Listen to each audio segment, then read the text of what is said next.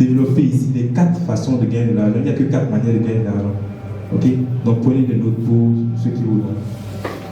4 façons de gagner de l'argent. La première façon, bon, il n'y a pas de salarié ici aussi. Personne ne gagne de l'argent déjà. La première façon, c'est d'être employé, travailler pour quelqu'un. Ok? Travailler pour quelqu'un, c'est-à-dire que tu sois fonctionnaire, d'accord? Que tu travailles dans une industrie, dans une entreprise privée, le fait que tu travailles pour quelqu'un et qu'on te rémunère chaque fin du mois, que ton travail soit médiocre ou pas, tu es employé. Ben, tu dépends de quelqu'un. Et le principe de ces personnes-là, c'est la sécurité. Eux, ils s'en foutent que le travail soit bien fait. Ils savent qu'à la fin du mois, le patron a obligation de leur payer pour le travail, parce qu'ils ont signé un contrat. Donc, la deuxième façon de gagner de l'argent, c'est d'être quoi? Un travail indépendant. Ces personnes-là, je les aime bien, mais après, à la longue, ils n'arrivent pas à tenir sur la durée. Ok? Ces personnes-là sont des personnes qui ont une certaine compétence.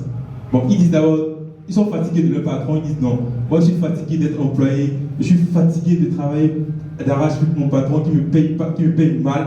Bon, je vais ouvrir ma propre société, développer ma propre activité, développer mon propre business. Donc ces personnes-là, ils ont certaines compétences déjà. Je prends l'exemple des coiffeuses.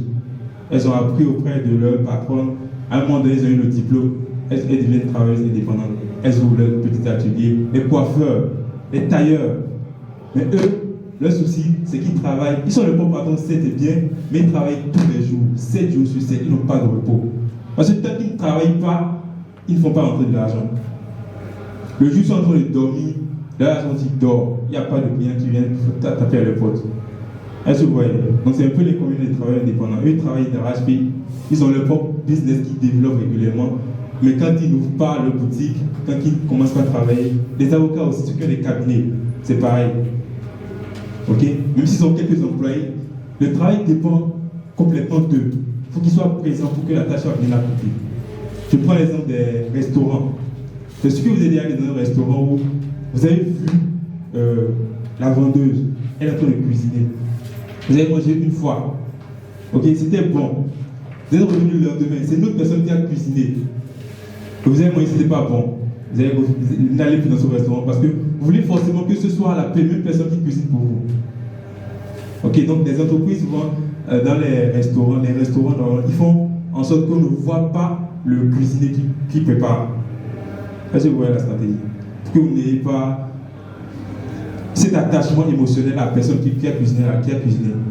Est-ce que vous voyez? Donc la troisième façon de gagner de l'argent, c'est quoi? C'est d'être propriétaire d'entreprise. Le propriétaire d'entreprise a une mentalité de quoi? Moi, je veux créer de la richesse. Cette personne n'a pas forcément une grande compétence.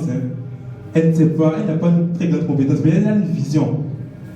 Elle sait rassembler les gens, leur partager sa vision et employer des personnes de qualité pour faire l'activité.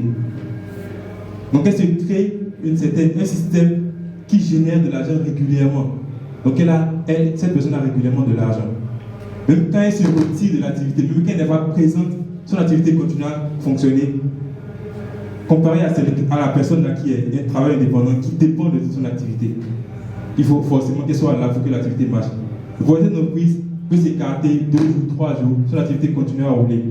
Parce qu'elle a créé un système pour faire tourner l'argent régulièrement. Ok? Donc la quatrième et la dernière façon de gagner de l'argent, c'est d'être investisseur. Et c'est facile de quitter de propriétaire d'entreprise à investisseur. Parce que l'investisseur a régulièrement de l'argent. Donc il peut se permettre d'investir son argent dans d'autres activités, par exemple dans l'immobilier, dans les actions et autres. Parce qu'on dit l'investisseur, c'est la personne qui investit ce que tu es prêt à perdre. Bon, tu es salarié, tu gagnes peut-être 500 000, tu as économisé ton argent, tu as dit bon, je veux investir dans quelque chose. Tu investis une année, ça capote. Tu vas reprendre encore. Toi, tu n'as pas autre source de revenus, c'est ta seule source de revenus. Tu fais comment? Donc, c'est compliqué de quitter l'employé à investisseur directement. Voilà, donc c'est les différentes façons de gagner de l'argent que je vais vous apporter. Et dans cette façon, il y a aussi une autre manière qu'on va peut-être vous présenter à la fin de la formation. D'accord? Et je vais vous laisser avec cette citation d'un futurologue, un penseur futurologue qui a dit que les analphabètes du XXIe siècle ne sont pas ceux qui ne savent ni lire ni écrire, mais sont ces personnes-là qui ne peuvent pas apprendre, désapprendre et réapprendre de nouvelles choses.